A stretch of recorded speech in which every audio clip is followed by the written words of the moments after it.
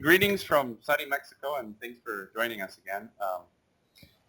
I guess your students read your speech that you sent to me, and before we start, perhaps if you could just give us a brief overview of your background working in European politics from the time of Margaret Thatcher, as well as your work with UKIP and anything else we are not aware of. All right, a very quick background then. I spent 4 years, 1983 to 1986, most of you weren't even born then, I should think, working for Margaret Thatcher, who was Prime Minister of Britain from 1979 until 1990. And so I was there for 4 years when she was at the height of her powers as our Prime Minister. And she took a thoroughly sceptical view of the value of the European Union. She, like me, was very keen on the idea of Europe as a continent of individual nation states, and it's individuals within those nation states that made Europe the successful place it is, and the success of that I've mentioned in the speech that you all kindly read. But she was not happy, and nor were any of us, that the European Union should be allowed to govern us without our electing it. Now, we do elect a European Parliament, but the European Parliament is rather like the Duma of Tsar Nicholas II immediately before the Russian Revolution. It was there, people elected it, but it had no real power. And when Kerensky tried to give it some real power, it was that triggered the Bolsheviks to have the revolution, because totalitarians don't like the idea of democracy. Whereas on the centre-right, which is where Margaret Thatcher and I were and are in politics, we are very keen on democracy and on the people having their say. And I, for one, have no objection to the idea even of pooling our sovereignty, both at a regional level, as in Europe, and at a global level on matters of joint concern, provided that the bodies in whom wealth and power from our taxpayers and our voters is vested are elected by us. No taxation and no regulation without representation. The old cry of the American revolutionaries is our cry today. What we want is democracy. We don't have democracy, and as I say at the end of my speech, I was born in a democracy. I do not live in one, but I intend to die in one. And perhaps we can talk a little bit about that. There's a number of students who have perhaps a contentious view with some of your points, and they agree with some of your other points. And perhaps you can just bring us up to date with what you did after working with Thatcher and UKIP. Yes, certainly. When the United Kingdom Independence Party was founded, it was a very small group. And I joined it at the invitation of its then leader, who was my neighbour in Scotland. His estate bordered mine. And I went to dinner with him. My wife went to dinner with him one night in 2009. And he said, "Why don't you join UKIP?" And what precipitated this conversation was that the Conservative Party, the party that had been Margaret Thatcher's party, had come to see me to say, would I please stand in the Central Highlands of Scotland as the Conservative candidate. This came quite out of the blue, because I'd been largely overseas doing work on climate change for the previous 4 or 5 years. I was rather surprised when the chairman of the constituency and the Conservative agent turned up completely uninvited and unannounced and said, please, would I be their candidate? And I said, well, I've been away so much, I don't even now know what the Conservative Party today stands for. And they gave me a leaflet in which there were half a dozen policies, not one of which I agreed with, and I knew perfectly well that Margaret Thatcher wouldn't have agreed with them either. So I said, well, I'm terribly sorry. Yes, I could win you this seat, but what's the point of doing that if these are the policies I'm asked to endorse? I can't do that. It's not the way I'm made. So they went away looking rather disappointed, though they did agree with me that this wasn't really Conservative policy anymore. And shortly after that, I dined with Malcolm Pearson of Rannoch up the loch from us. And he said, look, you must join UKIP. And I then became the deputy leader of UKIP and eventually its leader in Scotland. And we have been working ever since on building UKIP north of the border. We now have our first member of the European Parliament.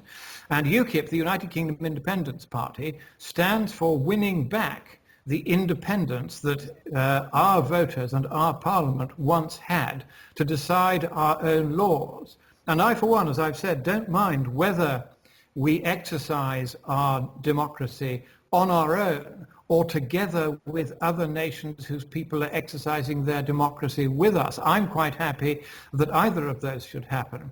What I'm not happy with, and UKIP is not happy with, is the idea that we should be governed by people whom we do not elect, and that situation is covered by the fig leaf of a parliament which we elect, but which is given no power. The supreme law-making power in Europe is in the hands of unelected commissars. That is the official German name for the commissioners who run Europe from behind closed doors and can and often do issue what are called Commission regulations, which have the supreme and immediate force of law throughout the European Union without any parliament, whether the European Parliament or any national parliament, having any say in the matter whatsoever. Now, this is a very dangerous trend. It's a trend that we in UKIP are now concerned about because the UN has become very jealous of the enormous increase in the power and wealth of the European bureaucracy. And EU advisors have since 2010 in fact, been advising the UN on how it too, using the climate as an excuse, can establish itself as a world version of the EU, a sort of world government. And indeed the treaty draft by which they wish to do this is now already available, and it is a shocker. They're going to set up what they're even going to call a governing body. And that governing body is going to have supreme overriding powers of taxation and environmental and economic regulation throughout the world. And this too will not be an elected body. So I think my main question that I think your students should be thinking about as we go through this session together is whether they are content that government should be handed over from the hands of voters into a new, small, autocratic governing elite, which is not subjected to any of the constraints, checks, or balances of a democratic system. You mentioned in your speech related to what you've been discussing now, the Soviet migration westward towards Brussels. And I just had two observations. I'm just reporting what I've heard, but I've listened to interviews of Soviet dissidents who themselves have dubbed the European Union the European Soviet. And I'm a Croatian, and there's many people I know back home in Croatia, which used to be part of the socialist Yugoslavia and the newest EU country. Many people I know use the term Euroslavia for the European Union. So it seems pretty split, the perspectives on the Euro. So that was just my observation, and here we have a question. First of all, I agree with your point that you don't agree with the European Union itself, and I understand that the European Union is like this bloc that on the discourse they pretend to see for the greatness of Europe as a whole, and even though in the practice they only see to benefit a few powerful countries. And during your speech you propose a very encouraging way of changing the way that Europe is managed nowadays. But how would you suggest to be like the first step to disintegrate the European Union? Should it be an effort of a country itself, or several countries should get together and actually propose something different to what the European Union is nowadays? I'm going to answer that very good question in two ways. First of all, I'm going to say what should happen, and then I'm going to say what will happen. What should happen is that there should now be a conference of the member states, a constitutional conference, which should tear up the existing confetti of multiplied and pernickety and boring and uninspirational bureaucratic treaties and produce a single short and to the point democratic constitution for Europe. That's what should happen. And I've said that in my speech that you read. But I'm going to tell you what will happen, because it's very difficult when the European Union is now an enormously wealthy and very powerful body to persuade member states to join up and face it and deal with it. It is now so powerful that it has, in the last few years, actually replaced an elected prime minister in Italy with a prime minister more to its liking. So the power of the European Union is now enormous, and a lot of the member states, particularly the smaller ones who would be our natural allies in this, are so frightened of it that we can't persuade them to join in and do this with us. I went to Lithuania, as you saw, to make that speech, and they were very keen that we should do this, but most nations are simply so terrified of the European Union they don't dare do that. So what is going to happen is this, that there's now a general election coming in Britain. And at that general election, the Labour Party is probably going to win. Now, the Labour Party is an extreme left socialist party. For a long time, under its previous incarnations in the days of the Soviet Union, it was a Soviet communist party in all but name. And it still retains some elements of that in it. In fact, the present leader of the Labour Party, Ed Miliband, has many sympathies in that direction. And that means that they are in favor of Euroslavia. They're in favor of Euroslavery, as we call it, of having a totalitarian communist state, which is effectively what the EU is, the Russian constitution having migrated westward. It collapsed in Russia and was adopted by the European Union while none of us were looking. And so what is going to happen is that Labour will win the election. They will therefore not give the British people a say on whether we should stay in or come out of the European Union. They will keep us in. But as a result of that, the Conservatives will ditch their leader, David Cameron, because he will lose the election perhaps quite heavily. And this is not at all expected in the opinion polls, but I think it will happen. Labour will then come in. They'll have 5 years of cozying up to Europe and the UN. And then UKIP and the Conservatives will join together in some form of coalition or arrangement to go into the 2020 election with a Prime Minister much friendlier to us than David Cameron, who is a bureaucrat's bureaucrat. He's very much in favour of the European Union, thinks it's wonderful, wants a nice job there when he finishes being Prime Minister. And so in 2020, we probably will get a referendum of the British people on whether we should stay in or come out of the European Union. And when that referendum happens, the vote will be approximately 60% against it and 40% in favour of the European Union, and we will leave. Now, when we leave, a very large part of the funding for the European Union will go, because we pay for most of it. We pay a far larger contribution than we should.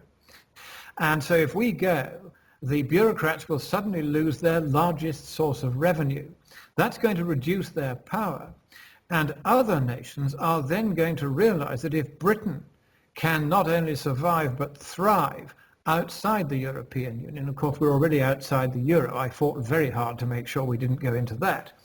If they see us doing well outside the European Union, then they will join in and leave one by one as well. This will slowly dissolve, and there'll just be a rump of enthusiastic states who will cling together in the penury, the poverty that that kind of socialist arrangement tends to bring. The trouble with socialism, as Margaret Thatcher used to say, is that it's all very well until other people's money runs out. Well, other people's money has now run out. Most of the nations in Europe, including specifically the United Kingdom, are very heavily in debt. And just to give you some idea of how rapidly this debt is accumulating, under the present Conservative administration in the UK, which has lasted only 5 years, the national debt, which had taken 250 years of wars to pay for, and heaven knows what else, the National Health Service to be built and the welfare system to be set up, huge debts have been accumulated. Those were doubled in just the 5 years of the current government's term in office. That is how quickly, both in Britain and elsewhere in Europe and in the United States and in Japan and in Greece and in Ireland, all these places, vast over-borrowing by the state to pay, to keep its politicians in office usually. This vast over-borrowing is now destabilizing the financial system. And if we come out of the European Union and therefore have to stop paying it, what we now have to pay it both in direct cash contributions and also in indirect compliance costs with the enormous tide of pettifogging legislation and regulation that they inflict upon us. If we can get free of all that, then that one action on its own would, within a few years, balance our books, and we would no longer be adding to the national debt. And then with a little bit of internal economy, we can start paying it back. Hello, mister. Hi, good to see you, Juan. Thank you. Right. So it's interesting that you were talking about a vast borrowing because recently a consulting British house called Capital Economics submitted an essay called Leaving the Euro, a Practical Guide, which actually was recognized by the Wolfson Prize in economy. So it's a guide about the steps you must do in order to leave the euro and probably eventually the European Union. Because that's right. I've seen this document. It is very good. Yes, exactly. So it's also really it has a lot of controversy, right? But as another guy said, Simon James from the Clifford Chance British Buffet, that the Eurozone was designed as a lobster casserole. Once you get in, you can't get out. So this is dangerous, right? I think that's absolutely right. One of the big mistakes that our negotiators made at the time when we originally joined the European Union and in all the subsequent treaty negotiations, of which there have been about a dozen since we joined, is that we did not absolutely insist on what is known as a secession clause. And that means the right of any member state whose people no longer wish to belong to have a vote of their people that says, we've had enough of this. And then the state would give 6 months notice to the European Union and would be free of all its obligations to the European Union immediately thereafter. Now, this is a standard clause in most international treaties. A good example, for instance, is the Kyoto Protocol on climate change, which allows any member state that finally wakes up to the fact that climate change isn't as much of a big problem as they had been told, to decide they're going to leave. And Canada and Russia both took advantage of that in the last couple of years and said, we don't want to be in the Kyoto Protocol anymore. And as the world continues to fail to warm at anything like the rate originally predicted, other countries, one by one, are going to leave because they have the right to do so. But in the European Union, we don't have the right to leave the European Union. Of course, we are not in the euro. We've kept our currency. But to leave the European Union, of course, there's nothing they could really do to stop us. If our people voted to come out, they would have to accept that situation. And because we didn't join the euro, we have not handed over our cash reserves and gold reserves to the European Central Bank. So there is no financial penalty to us in leaving the European Union as there is to every country that was foolish enough to join the euro. The trouble with the euro is that it was never designed as a currency. It was designed as a naked instrument of political centralization, and the transfer of both power and wealth in the shape of the banking reserves, the gold reserves in particular, of member states to the European Central Bank. And that's what it was for. It had nothing to do with being a currency, and that's why it has worked so very badly as a currency. And that is why it is going through a very long, slow, painful collapse, and it will ultimately either disappear or be confined to a very small group of enthusiastic countries. I think what we're gradually going to see, both with the euro and with many other aspects of the European Union, is that this idea that everybody has got to be bundled into the same superstate and follow the same rules, those days have gone. Britain is going to be the first to say we're not playing at all. We're going to come right out of the whole thing unless very major reforms towards democracy are brought in. Other member states, because they joined the euro, and your point about this is absolutely correct, it's a very perceptive point, they don't have the same freedom either in the treaty law of Europe or in practice, because they've handed over their cash reserves, and it will be extremely difficult for them to persuade the European Central Bank and the other member states to hand back their cash if they want to leave. And that's one of the many reasons why I fought tooth and nail to make absolutely sure that Britain never joined the euro. And I played quite a major part in that. I gave a lecture in 1996 at St Andrews University to the economics faculty there, and the international relations faculty came too. And I gave them a written 40,000 word paper to accompany the lecture, which they then, the university printed it, and it sold out 4 times in 6 months because so few people had ever seen the economic case against the euro, which was an overwhelming one. And as a result of a lot of people seeing that document and realizing that the euro was, economically speaking, poison, made sure that Britain, thank goodness, didn't join it. And eventually, of course, when it became clear that the euro was collapsing, even the wildest enthusiasts who had been trying to promote our membership of the euro eventually gave up. And it's now pretty much accepted by everybody that there's virtually no circumstance in which we would join it before it collapses, which is what I think is going to happen. I think the way that member states are going to get out of this is not so much by individual member states leaving, though I think Greece is going to get pushed out if it doesn't sharpen up pretty quickly.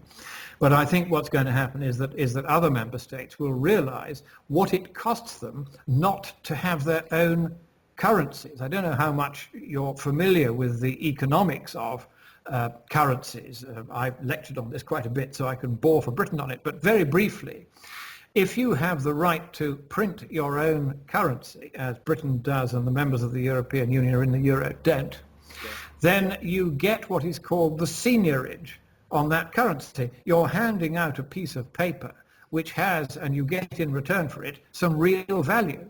And that difference between the real value and the cost of printing the bit of paper is your seigniorage. It's a very, very nice little earner.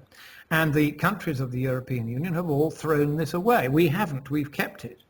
And it is worth quite a lot of money every year to the exchequer. It's one of the reasons why we are not an even more high-taxed country than we would otherwise be.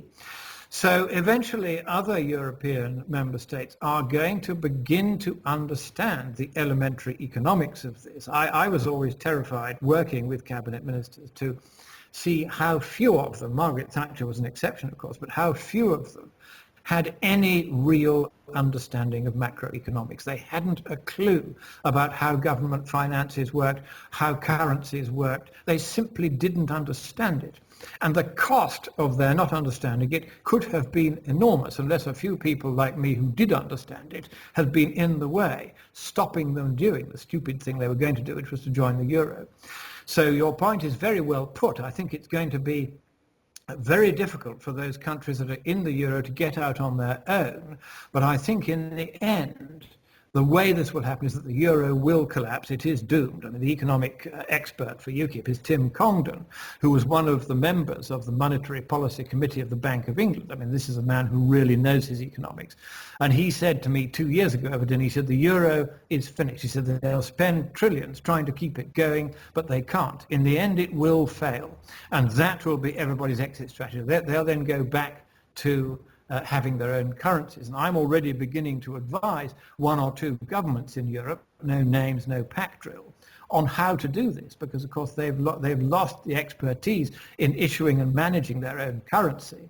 And I'm saying, well, what you want to do now is not go back to printing and minting notes, not go back to allowing governments to inflate, but to have, as Friedrich August von Hayek used to recommend in the Chicago School of Economics, he used to say that the thing to do is to have competing private currencies required by law to be as fully as possible funded by assets, so that the currency has a real and known value, so that inflation simply disappears from the system. Inflation is institutionalized dishonesty and theft by the state from its people.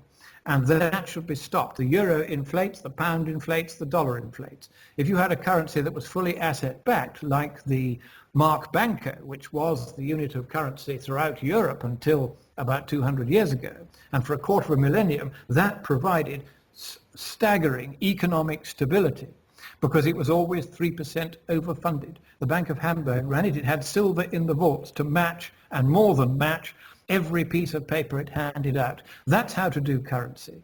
And if the countries of Europe were to come out of the euro and into currencies of that kind, one of which would eventually, like the Mark Banco, come to dominate in Europe and become the unit of account throughout Europe, then we would have, as Hamburg had. Right, so quit promoting the fiduciary system. Thank you for your input, Mr. Hi there. I'm from Scotland originally, sort of. Oh, excellent. Well, then you need to join UKIP straight away. Sure.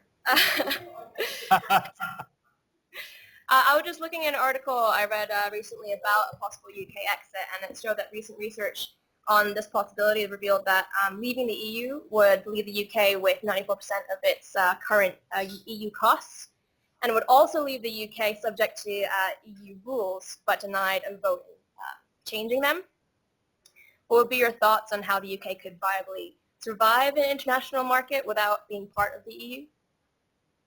Right. Well, the first reminder is that for quite a long period of time, Britain ran what is still to this day, or was in its day, the largest empire the world has ever seen. As a result of that, we now have the Commonwealth of Nations. We have a special relationship with the United States. We have special relationships with many of the emerging countries that came out of the Soviet shadow. And as a result of these unparalleled international connections, I don't think the UK would have any particular problem with making its own way in the world. We have always been a trading nation. We're very good at it. And we are, if anything, less good at it than we were before we joined the EU, because now there are regulations that are imposed by the EU upon us. And your point has some force, that if we want to trade with the European Union, then we would have to comply with those of its rules which relate to trade. However, much of our trade isn't with the European Union, and yet European Union rules at present restrict that trade. If we were free to be outside the European Union, then our non-European Union trade would be freer. Our European Union trade would still be subject to regulation, but on the other hand, the Europeans sell to us approximately twice as much as we sell to them. And so we will be able to negotiate, as part of the exit process, continued access for Europe to our markets in return for an understanding that we will not be unduly subjected to the more pettifogging and expensive and stupid European rules that we have to obey now. Remember that both an entrance to a trading group of this kind and an exit from it require negotiation. We didn't negotiate skillfully on the way in. We should most certainly negotiate skillfully on the way out. But, I mean, if you're looking at international markets, though, the sort of bargaining power of the UK by itself as a country would only be about 3%, and as part of the EU, it actually has a much stronger basis to negotiate and trade. If you're talking about like dealing with countries such as the US or China, I mean, despite its reputation in the past, like nowadays we're still a small country and we don't have as much as we used to have. Do you really think we could actually survive and could sustain the economy if we weren't part of such a big association? Oh yes, I mean, after all, Tim Congdon, who is our expert on this, has done his own numbers, and he reckons that the net cost of belonging to the EU each year is a quarter of a, I think, 250 billion sterling per year. I mean, it's very, very large. It's a quarter of a trillion. It's huge. Now, if we left, then we would immediately save about half of that, and the other half would take longer. But at the same time, like I said, if we actually did leave, it would be a large portion that we still would owe to the EU. Well, no, you see, although about 40% of our trade is with the EU at the moment, that would probably decline somewhat once we had the freedom to trade more widely than we do at the moment, because EU rules restrain us. So we would see EU trade, if anything, declining somewhat and being replaced by a much larger volume of trade with the United States, with the Soviet Union as it used to be, with Russia as it now is, with China, which is a growing market for us, with Indonesia and the eastern countries, and gradually as Africa begins to get its act together, even with poor benighted Africa.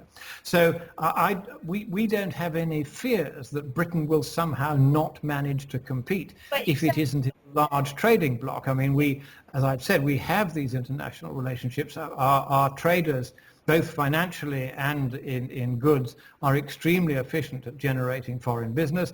The vast majority of the world's insurance business is done through London. The vast majority of the world's financial business is done through London. We have never needed to be part of a trading bloc to achieve that. We won't need to be part of a trading bloc to sustain it. Indeed, the one threat to London's preeminence as the largest financial centre in the world is that the European Union has now won the power to regulate it. I remember having breakfast one morning, this is about 20 years ago now, with the then Lord Mayor of London, and he said he wanted me to campaign to make sure that the European Central Bank was headquartered in London. I said, well, I've got to tell you, first of all, we're not going to join the euro. And he was rather surprised, because at that time the chatter was that we were going to. I said, no, we're not going to join.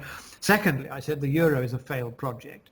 Thirdly, there's no way they're going to let us have the central bank here. Fourthly, they are going to take over the regulation of the City of London within 20 years. And when they do, they will use that power of regulation to shut it down.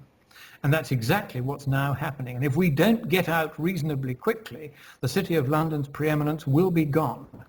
So there are many advantages to coming out of the European Union and very few advantages to staying in. Okay, what about, just for my last point then, you said the cost of staying in the euro is very high at the moment, which it's true. But what about the fact that the cost of coming out of the euro as well would be reasonably high, as, like I said, 94-95%? Would the UK's economy actually be able to sustain itself, considering we're also in the middle of debt? Like you said, we're also in the middle of having to pay back those.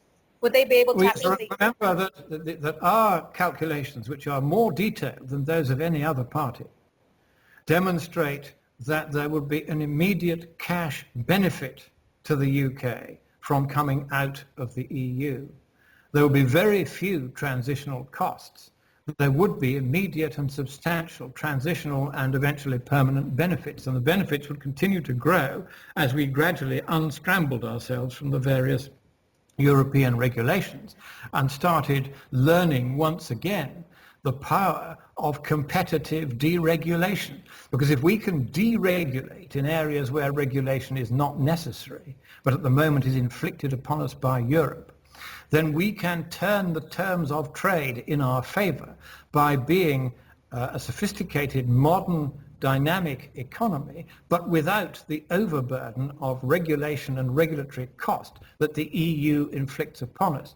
And that would give us a commercial advantage which is enormous and incalculable. We haven't even included it in our figures, but we have reason to suspect it would be very large. The Treasury won't allow us to do the figures that way. They say, oh no, you can't count that until it's happened. And to some extent we understand their caution.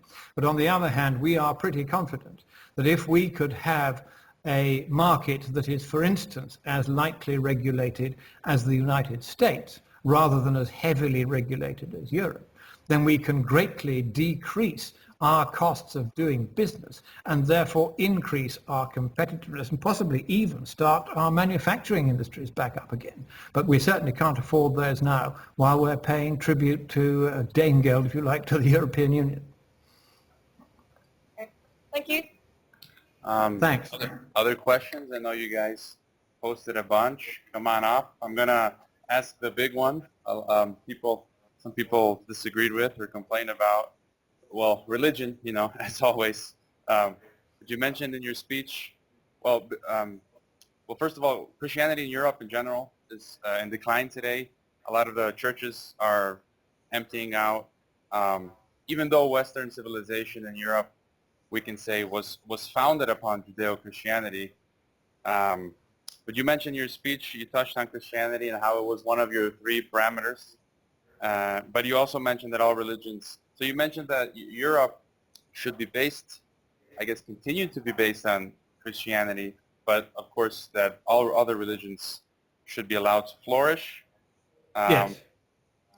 Well, let's see, I have, you guys have some questions on that, no? You want me to ask one of the ones you posted? Well, let's see. It says, if your idea of a constitution of Europe based solely on the principles of Christianity was to materialize, how would you be able to sufficiently incorporate other religions within Europe in a meaningful way, given the globalized nature of Europe today? Right. Again, a very fair question. The first thing is, I'm not saying that our constitution should be exclusively based on Christianity. The point I'm really making is that Christianity, for better or worse, is very much part of the heritage of Europe. It's what we have inherited, and we can either throw it away or we can keep it and use it to our advantage. I must declare an interest as a Christian myself, which you probably could detect from the speech. But the reason why I say this is that if you do not have some commonly accepted standard of morality, then it becomes very difficult to run a nation or a continent successfully, or a world for that matter. Let me take the example of climate change, in which I've done quite a bit of work. Now, one thing that is entirely clear is that now that morality is no longer there's no longer a common moral yardstick. This is affecting the quality of science itself, because science, if we go back to, for instance, the founder in the East of the scientific method, just as Thales of Miletus was its founder in the West, the founder in the East of the scientific method, the process by which you reach the truth in science, and it's an organized process, was Abu Ali ibn al-Haytham. He was a philosopher, an astronomer and a mathematician in 11th century Iraq. He was a Muslim, and he's celebrated to this day on the postage stamps of half a dozen Muslim countries and on the currencies of 2 or 3 of them. And al-Haytham said that the scientist was a seeker after truth, just as a man of religion is, a seeker after truth. And that if you take away the moral objective, just in the area of science, remember, of being a seeker after truth, then people start doing science because the government wants to pay them to achieve a particular result. In this case, totalitarian governments like the idea of more regulation and control, and to them, therefore, setting up a global socialist or communist government under the guise of the climate is a good idea. And they will pay scientists to give them the necessary excuse to do that. And if you don't have a system of morality which says, hang on a moment, we shouldn't take that money, however attractive it is, because that's the wrong thing to do. If you don't have that morality there, then wrong decisions are going to end up being taken. Now, this principle applies much more widely than just the climate. It applies right across government. I was talking the other day over dinner to Lord Armstrong. Now, he had been the Secretary to the Cabinet and the head of the Home Civil Service at the time when I was at 10 Downing Street. And Robert Armstrong said this. He said the extraordinary thing about Margaret Thatcher's government was that it was a good government. And I said, what do you mean by good? He said, morally good. He said it was trying to do the right things. It wasn't doctrinaire, it wasn't dishonest, it just was straightforward, trying to do the right things. And he said, in my experience, and it's a long one, in British politics, he said, that government was in that respect unique. So there is a value in having a common yardstick of morality. And if you've already got one available, which is much less used than it perhaps should be, then a good starting point is to bring it back and say, well, let us once again have a standard of morality which emphasizes honesty. Now, for instance, Islam has a principle that if you are advancing the work of Islam, then you are allowed and indeed almost encouraged to tell lies. Now that, of course, is contrary to the Christian morality, and therefore we would not be in favor of having that as our yardstick.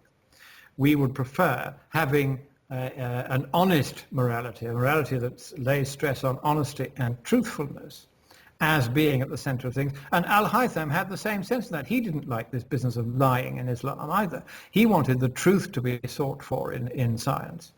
And so I think there is a need, if we're going to have any sort of common European purpose and direction, there must be a common European morality, far more important than a common European currency or a common European superstate. If you do not have agreement that we all try to pursue the right rather than the wrong, the good rather than the bad, look after the weak and not worry too much about the strong, if we don't have these common standards that Christianity once gave, then both Europe and the world are going to be places where people working together are going to be rarer than would otherwise be the case. There is a value in some standard of morality.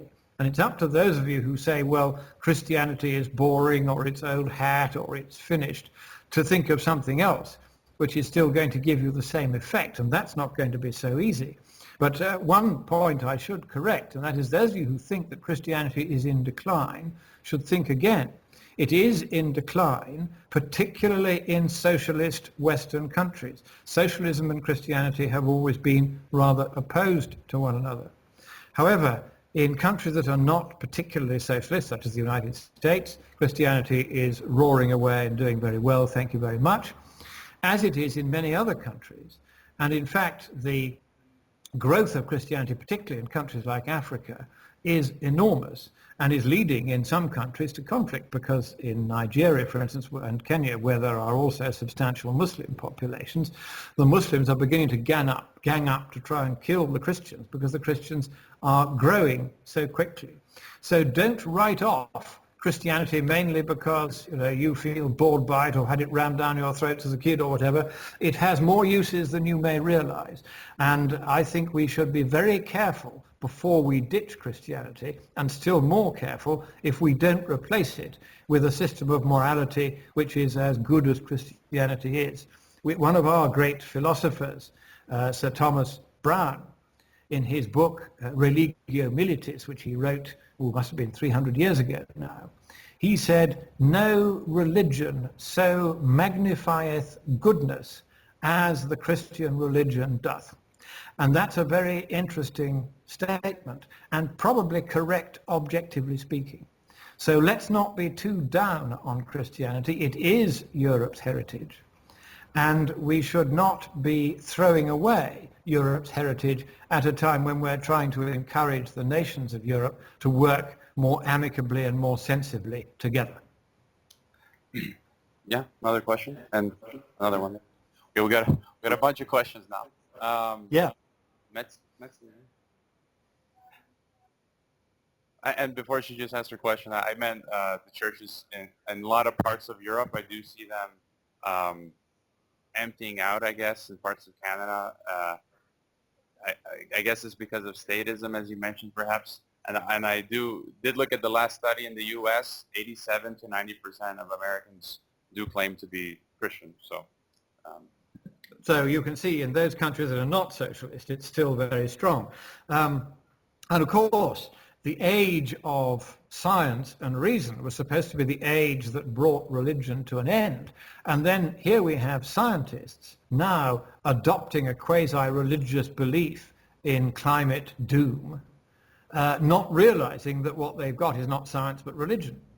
And it's a wrong religion, it's a perverted religion, it's a mistaken religion, but it is a religion.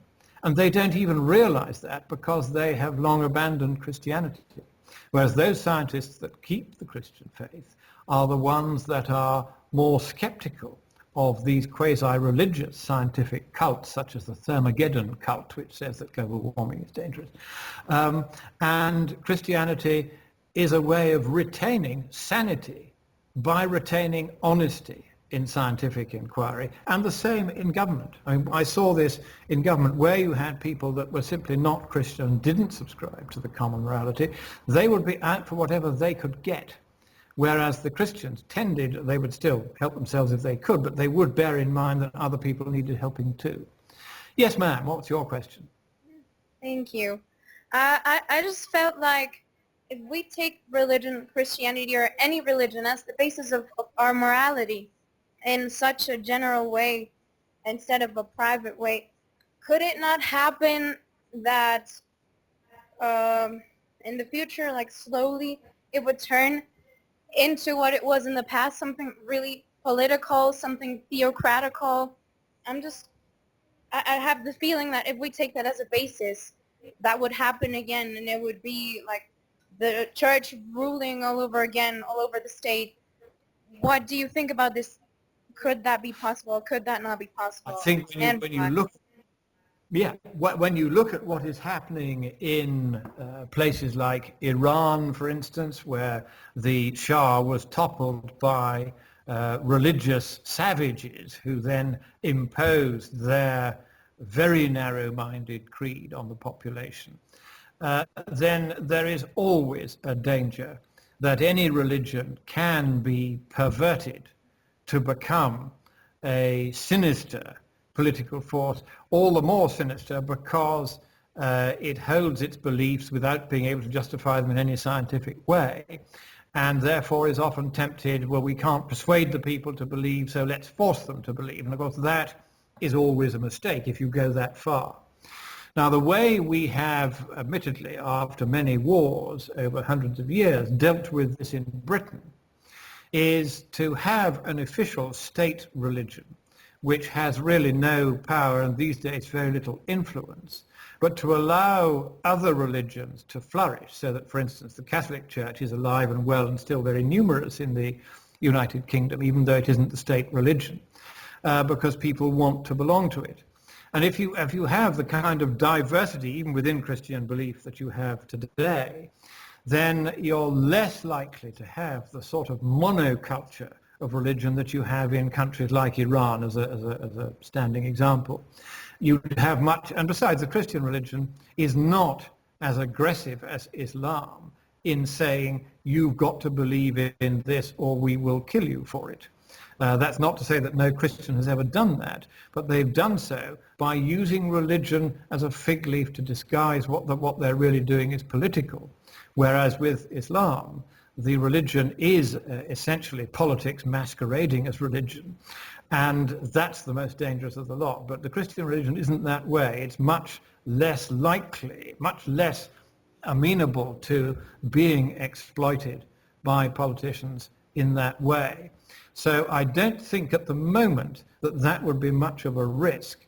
And these days, now that we have in general a better educated population than would have been the case in the Middle Ages, I think it's fair to say that people wouldn't accept the kind of very intrusive and very over-rigorous control that sort of really the first species of totalitarianism in the West was through the church. I think those days have gone, mercifully. And now religion is probably in just about the right state to be our conscience, to be our standard of morality, without also being our government. Okay. Other questions? Hi. My question is about, in the article we read, there was a part that the state should not be, like you proposed that the state should not provide the welfare and that it could be provided by church or by charity institutions.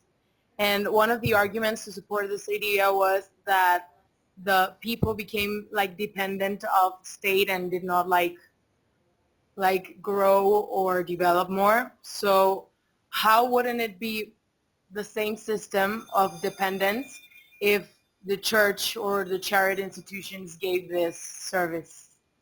Right, yes. Now, the point really is this, that state welfare is fine if you can afford it. The point is that we no longer can. The money has run out. I've already given you the figures just for the last 5 years in Britain alone, where the national debt, the amount we have borrowed, has doubled, largely to pay for welfare and the health service. And the trouble with that is that we can't go on like that, because people will eventually realize that if they lend money to the British government, they will never get it back.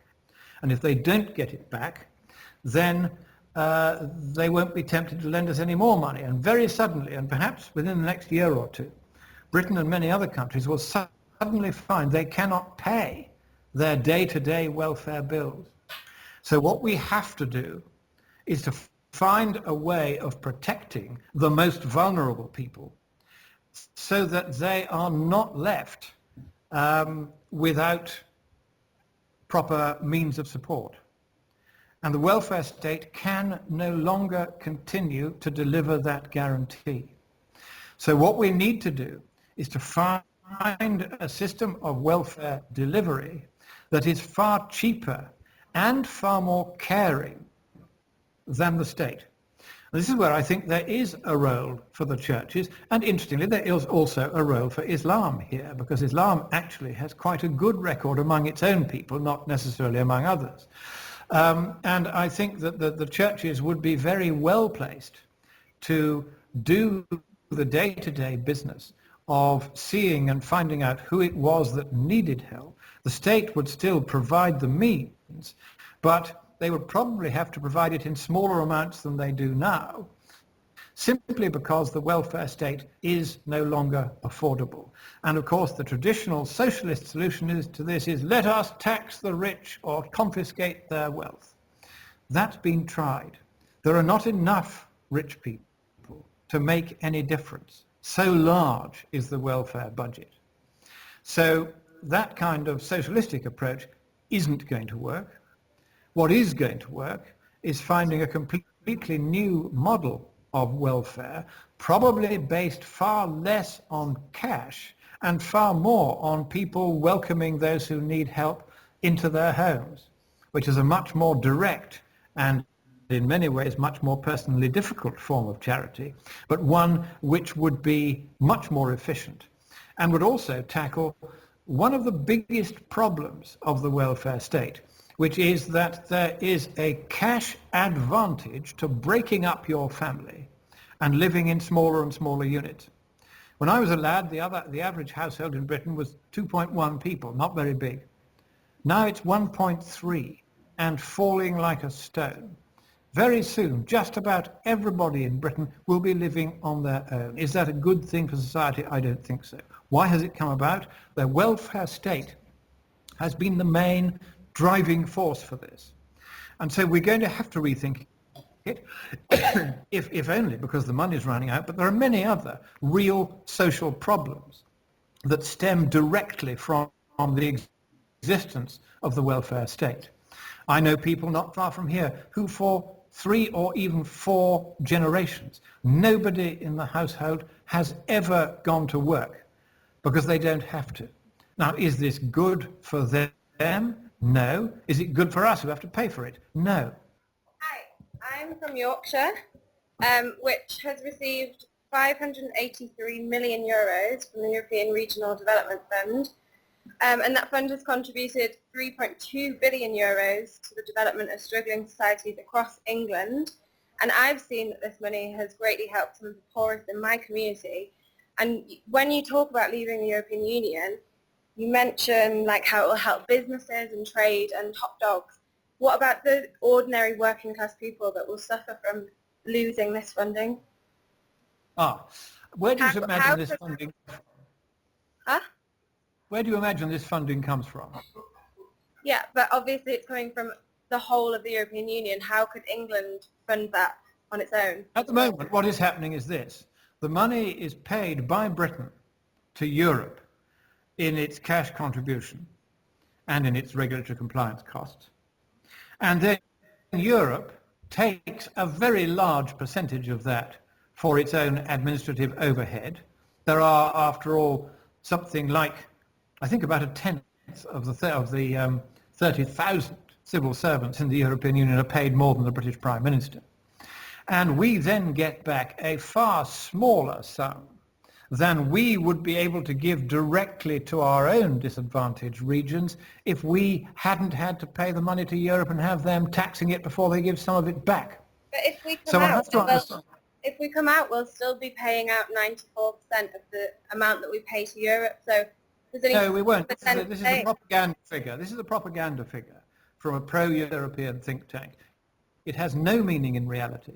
It is self-evident that if we're no longer paying 50-odd million pounds a day to the European Union in our cash contribution, we're not required to pay any once we come out. Let's be very clear. We're not required to pay any. That money is immediately available. And what's more, the only costs we will initially have to continue to meet are regulatory compliance costs. And then as gradually we win back and start implementing the freedom to take away some of the sillier regulations about how straight a banana can be and whether you have to have a minimum wage and all that kind of stuff, when it's much better actually to have a minimum income guaranteed by the state than bother with a minimum wage, then you can greatly reduce the cost of labour without reducing the income to the individual. These freedoms do not exist in Europe. They do if we leave it. That would directly benefit the very poorest people. One of UKIP's policies is to shift from a guaranteed minimum wage to a guaranteed minimum state income. And the wage is then a top-up to that, and even if it's a very small amount, you won't be taxed on it. It will be yours to keep. And that way, you'll always be better off working than not. These are the kind of policies the European Union won't allow us to implement. Why do you say that these figures of England having to spend 94% of what they already pay is propaganda, is pro-European propaganda? Because surely a political party that's anti-European are always going to call these figures pro-European propaganda. Well, I mean, independent. what you have to understand is that our expert on this, who is Tim Condon, knows what he's talking about.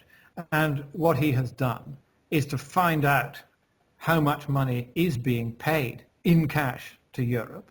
Once we leave the European Union, there is no obligation upon us to continue to pay any cash to the European Union. And therefore, that money, 100% of it, stays with us. Yeah, it doesn't go anywhere. It stays with us, but we'd have to spend it on things like changing legislature. All of the trade agreements that England is based on their involvement in the European Union. So that would all have to be changed. Surely you can't say that that won't cost a huge amount of money. Well, it will cost a small amount of money in relation to the vast amount of money that we're paying Europe for the privilege of taking our independent power of trade negotiations from us. And yes, there would have to be bilateral negotiations with individual countries over trade. And because of Britain's special position and relationship with many of these countries, we would almost certainly be able to get better terms for ourselves than the European Union is able to get for us. If anything, the restrictions on trade have been much more severe in the European Union than they were out of it. Remember, the first system of worldwide free trade was the system of imperial preference that happened inside the British Empire and then Commonwealth. We were told we couldn't have that anymore when we joined the European Union. We can have it again tomorrow with countries like Australia and Canada the moment we leave. That would be of huge mutual benefit to both parties. So there are enormous advantages which are never costed in by the European Union and its various supporters when they do these sums. Whereas the fact is, if you belong to what is an extra layer of government, and it is the supreme layer of government, and if you throw away that layer of government as being unnecessary, you are bound to make a very large saving.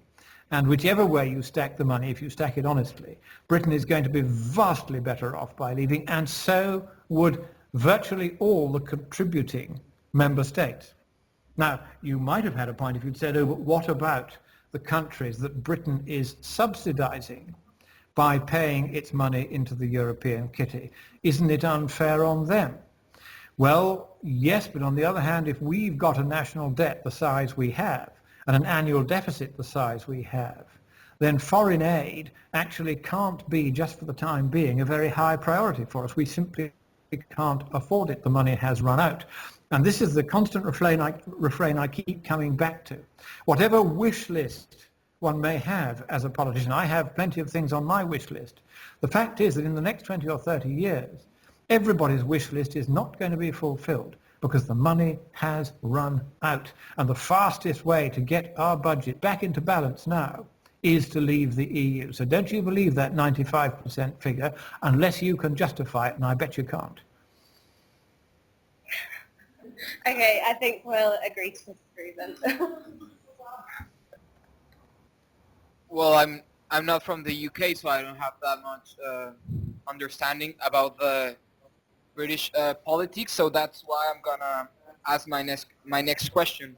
On the answer you stated to my previous question, the beginning of the conference, you told us that David Cameron will lose next elections. And well, in my perception, if a candidate, or this case the Conservative Party, cannot get re-elected in May, it's because they have made some mistakes during this current administration. In your point of view, which were the main mistakes that cost the Conservative Party the next election? That's, again, a very shrewd question. And I think that the first answer, and you may think that I'm just beating the UKIP drum too much, but I think it's actually a fair answer, is that David Cameron has not been willing to work with UKIP. He made some very rude, disparaging remarks about UKIP, the sort of noises a Prime Minister shouldn't make. You know, there are certain things you can't say once you become Prime Minister. He said them anyway. As a result of which, Nigel Farage will not work with Cameron. He will work with other Conservatives. He won't work with Cameron. Now, the UKIP gets 2/3 of all its votes from the Conservative Party. And at the last general election, Cameron didn't get an overall majority in Parliament because UKIP took enough votes in 20 seats that he would otherwise have won, so that the other party, it was either the Liberals or Labour in those seats, won the seat instead. If he had done a deal with UKIP to make sure we got a referendum immediately after the last election, he would have been in office as Prime Minister with an overall majority. He would then have been able to perhaps not double the national debt. He would have given us a vote on Europe. We would have voted to leave. We would have left. The benefits of leaving would already be beginning to come through, and he would have no difficulty at all in getting re-elected. So his biggest mistake was not to understand the growing strength of feeling among the British population about the fact that we no longer are governed by the people whom we elect to govern us. In one very real sense, it doesn't matter whether David Miliband or David Cameron win, not David, it's what's his name, Ed Miliband or David Cameron win the next election. The reason why it doesn't matter very much is that 5 laws in 6 that are made for Britain are made behind closed doors by the unelected commissars of the European Union. They are the people who make our laws for us, and we don't like it. We would like to be able to elect those in Europe or in Britain who make our laws for us. Cameron didn't understand that. He became disconnected from the will of the people on this major question. UKIP has undergone, under Nigel Farage, who is probably the cleverest politician in Britain today, UKIP has undergone an enormous period under Cameron of very rapid growth because Cameron was hostile to us. That drove many of his own supporters straight into our arms. They didn't like the way he was treating us, and they didn't like this lack of democracy. So his biggest mistake is not to remember that the duty of an elected prime minister is to make sure that those who elect him can, through their votes, influence the legislation by which they are governed. And he didn't restore to us via a referendum the right to govern ourselves. That was a big mistake. So as I've said, he will lose the next election because UKIP will take more votes from the Conservatives than we will from Labour. The Conservatives, in any case, tend to have slightly smaller majorities in each seat than Labour has. I'm just about to do a detailed mathematical job on this, so I can't give you the answer yet. But when I've done those sums, I'm expecting to find that Labour will certainly be the largest party after the next election, and could even have an overall majority, though I haven't, until I do the sums, I can't say that for certain. However, let me also admit that that's an unfashionable view. There was recently a reunion of Mrs. Thatcher's policy unit. About 20 of us turned up, and we have a sweepstake on who would win the next election. The only person disloyal enough to the Conservative Party to say that the Labour Party would win was me. And so if the Labour Party does get more seats than any of the others, then I win the sweepstake and I will be $200 the richer. But I think it is going to be an interesting election because of the very much larger UKIP vote. At the last general election, UKIP got 3% of the national vote and still cost the Conservatives between 20 and 26 seats they would otherwise have won. UKIP didn't win the seat, but it got enough votes to stop the Conservatives winning.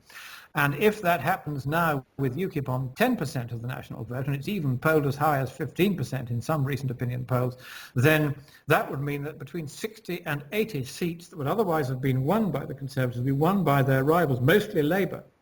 And that's why I think Labour could do very much better than the bookies are imagining at the moment. So that was Cameron's big mistake. I think his big mistake in terms of what he should have done in government was in not being much tougher with his Liberal coalition partners on the question of public expenditure, on the question of this very, very rapid and very, very dangerous growth of the national debt.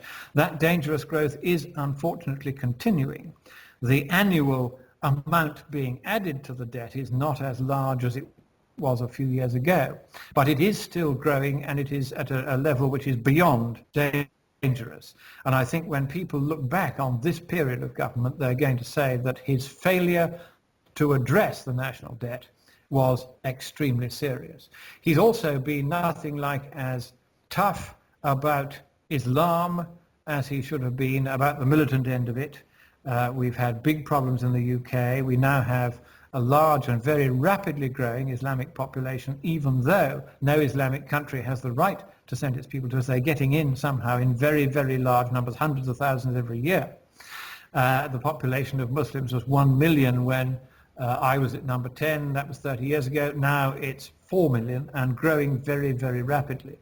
Now, I don't mind this at one level, because many of the classical documents I studied when I studied Latin and Greek at Cambridge had been preserved for us by the library at Cordoba, which was an Islamic library. Had it not been for that, most of the classical texts would have gone away. The Islamic scholarship flourished between the the 9th and the 12th centuries. I was mentioning Al-Haytham before. He was one of those in that movement. Now, this was an enormous contribution at the time when we were languishing in the Dark Ages. So Islam has its place, but Cameron has failed to deal with this big problem of not just Islamic, but immigration generally. Everybody wants to live in Britain because it has an English language, it has the softest and easiest welfare state to exploit anywhere in the world, and this is a magnet for people from all over the place, and the money to pay for them all really has, as I keep saying, run out. So these are some of the big mistakes he's made. Hi, I want to know if immigration is that much of a big problem to Britain or Europe, because here we can see in Mexico and even in the US, it's almost, we can say, it's made of immigration work, immigration people that work like cover for the government, and they don't even know. So is it that bad? So we can say, so you can say we have to shut them out, we have to stop them from getting in. So what will be the good that it will make to shut them out?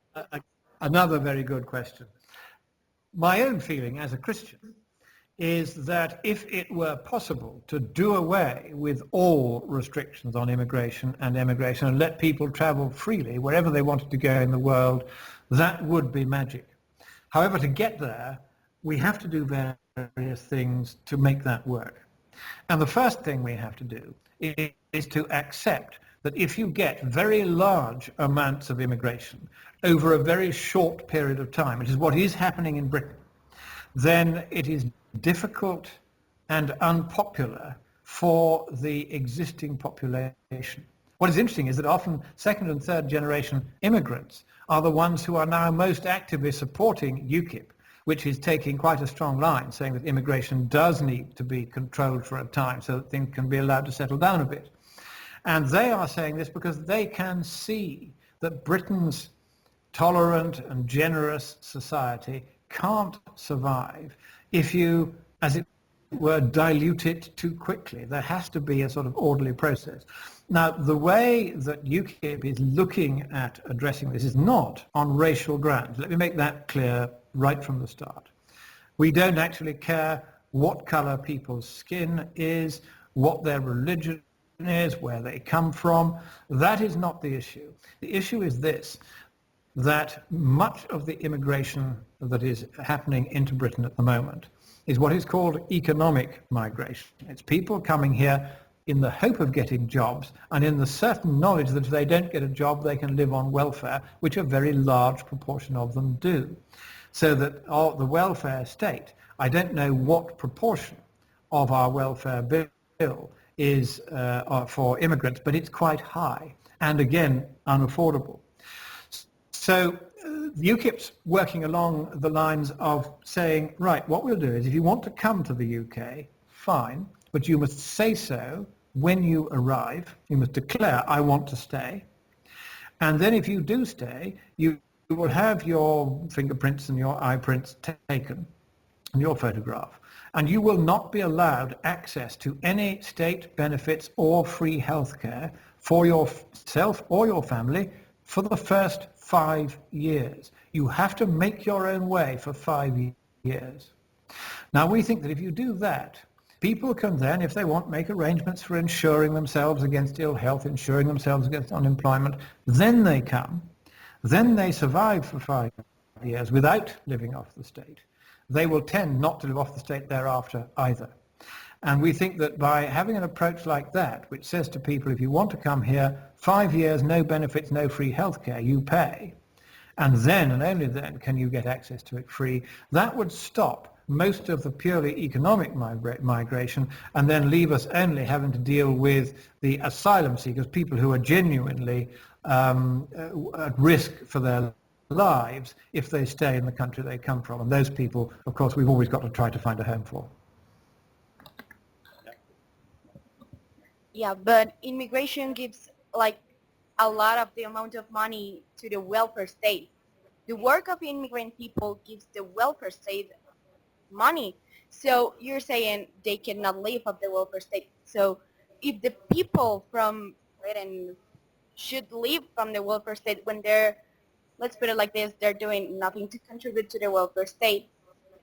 Who should be getting the welfare state, how do you say it, benefits? Well, at the moment, a report by the Home Office on immigration and the net financial benefit or cost found that immigration on the scale which is happening at the moment, this was just 2 years ago, it's a net and very heavy cost to the British Exchequer. And as I've said, British Exchequer, the Treasury is empty. We do not have money to pay for everybody else from around the world. So at the moment, and this is an official Home Office report, and the Home Office is the one that's in charge of immigration, they say that immigration on the scale that's happening now is a substantial net financial loss to the United Kingdom. Now that is not to say that UKIP doesn't recognise the benefit of the diversity of skills and cultures and backgrounds and outlooks that having immigration brings. So we're not saying stop immigration. We are saying that because the money has run out, we can no longer afford, as we do at the moment, that 1/3 of all the operations performed on people in the NHS hospitals in London, our National Health Service hospitals, are performed on people who come here from overseas, and they have no right or entitlement to those operations, and they have not contributed any taxes to Britain, and they are being treated for free through a generosity that we would like to be able to afford, but the money has run out and we can't. And this is the pressing problem that Cameron will have left behind. It is this drastic shortage of cash.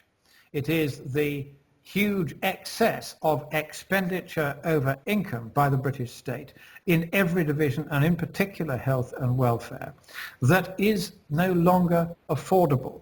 And it's all very well saying, but we must feed everybody who turns up, but we must provide free healthcare. It would be nice if we could, but we can't. It is as simple and straightforward as that. And eventually this reality is going to have to be faced, or you get a revolution, you get a complete collapse, because the money finally runs out, nobody will lend to us, and we can't print it fast enough, we get rampant inflation, we try all the tricks that Mugabe tried, and you simply get a complete economic disaster.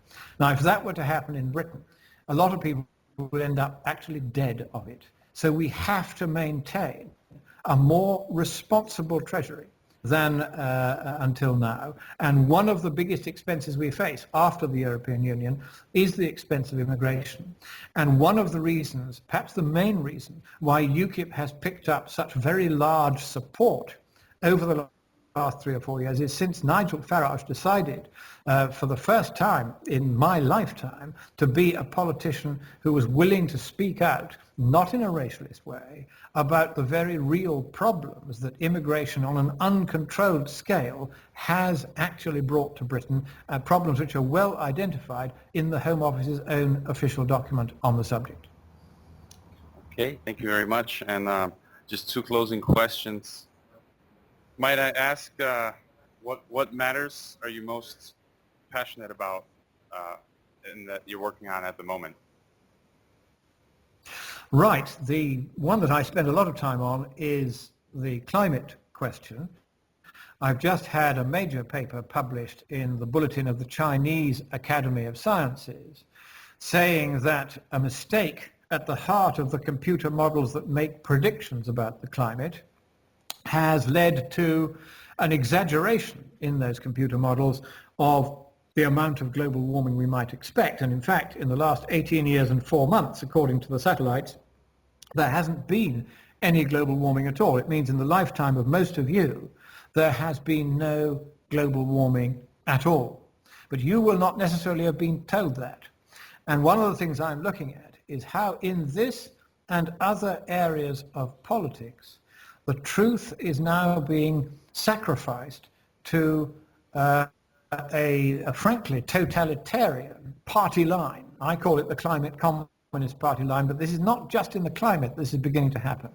There is now a species of unpleasant intolerance of those who do not subscribe to politically correct point of views. For instance, being an old-fashioned Christian, I'm not in favor of abortion, I'm not in favor of so-called gay, so-called marriage, for very good reasons.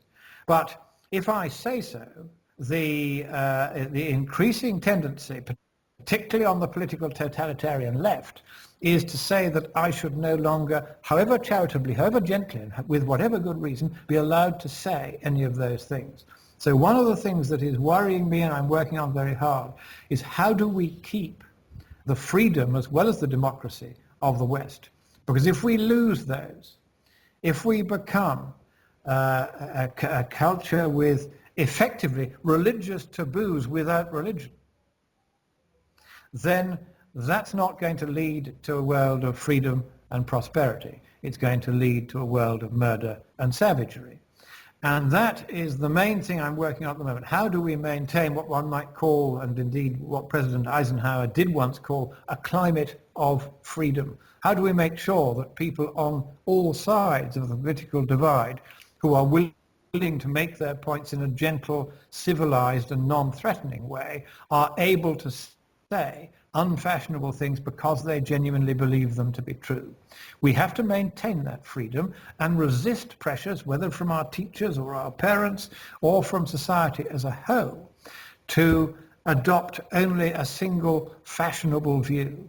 It's much better to have a diversity of views, but within the context of a common morality that means that when we express those views, we do so in charity and love, and not in hatred and not in any desire to score points or to get vengeance.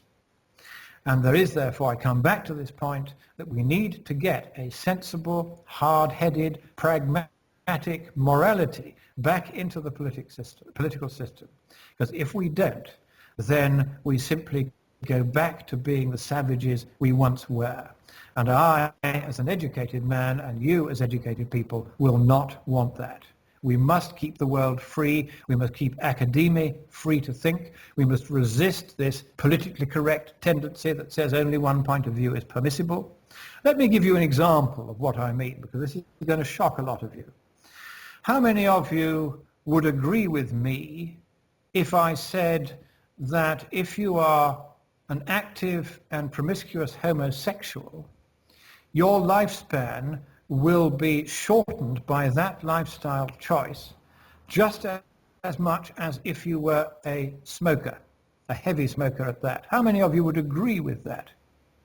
I don't see many hands rising. How many of you would disagree with that? No hands in disagreement. Oh, yes, there are hands in disagreement. Right. How many of you happen to know whether or not what I have just said is true? Hands up. No hands at all. Now there's an interesting thing, or one or two hands, because actually what I have just said to you about homosexuality is, objectively speaking, true. I can provide, and I'll perhaps send it to your professor later, a list of the necessary references to the scientific literature, including journals of the homosexual community itself, where this problem is increasingly recognized. And I said that a lot of you, when I said, do you agree with me, you put up your hand and said you didn't. And then when I asked you, did you know whether or not I was right, most of you didn't put up your hands because you didn't know whether I was right, but you still had a viewpoint. Now, in a free country, there's nothing wrong with that. I do not criticize you for it. What I do say is this, that if I were to say publicly what I've just said to you in this relatively private forum, there would be howls of rage from within the very homosexual community that is most at risk because many of its own members do not know this to be the case.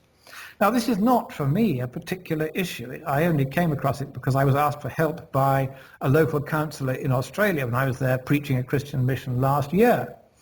And she was in trouble with her local council for saying some of these things. She said, could I check the facts for her? So I did, and I was amazed to find this was the case. But the point I want to draw from this, I'm not here trying to be down on homosexuality, or, of course, as a Catholic, I don't regard it as the right thing to do. But the reason why the Church says it's the wrong thing to do is because it is medically dangerous. And so my approach to that would be the same as it is to smoking. People should be allowed to make the choice for themselves, but we should make sure, if we're a responsible society, that they are given the necessary information on the basis of which to decide whether they want to make that choice. And that information should, in my submission, include the evidence that it is medically dangerous. It will shorten your life by, according to one report from 1997, 10 to 20 years. Smoking shortens your life by about 10 years. Now, since 1997, things have got better. The treatments for HIV, which were a big killer, have improved things somewhat. But it is still a very dangerous practice. And I can see how uneasy some of you are at the fact I'm even talking about this. That is what I want to change. I want to make sure that when something is a fact and is well established as a fact, then we should be able to say it's a fact, to do so in a non-offensive way, and therefore to say to people who are thinking of choosing that lifestyle, you may like to bear this in mind before you do. Still their choice, but at least it's an informed choice. I think the most important thing that I'm working on, putting all this together, is making sure that on matters like this, however unfashionable, the truth can still be told. Because without the truth, our civilization goes under. And we have to learn once again to respect it. And that means having a moral code that puts truth above everything else. Well, we thank you very much for your generous time, Lord Monckton. Is there any final comments or word of wisdom you want to leave this next generation? There was a very influential Catholic philosopher in Britain in the 1920s, about 100 years ago. He was a Dominican friar named Father Vincent McNabb. And he said this: truth alone is worthy of our entire devotion. I'm going to talk just for a few moments about truth as a philosophical concept. How many of you have studied the science of logic? Not any that I can see. Well, logic is concerned with only one thing, which is, do the propositions or premises of an argument validly entail the conclusion of that argument? Now, the great thing about every proposition or fact that is true is that it is consistent with every other fact that is true, of whatever kind. The truth is a single, seamless robe. And this is a concept which, because of the decline in morality, is no longer explained. Indeed, the French have even gone so far as to ban the teaching of logic because of the emphasis that logic places on the moral as well as practical value of the truth. So I would urge you all to hold fast to the truth. And if anyone tries to tell you, oh, you shouldn't say that because it's unfashionable, you should say the question is not whether it is fashionable, but whether it is true and whether it needs to be said. And if it is true and it needs to be said, you should never be frightened to say it.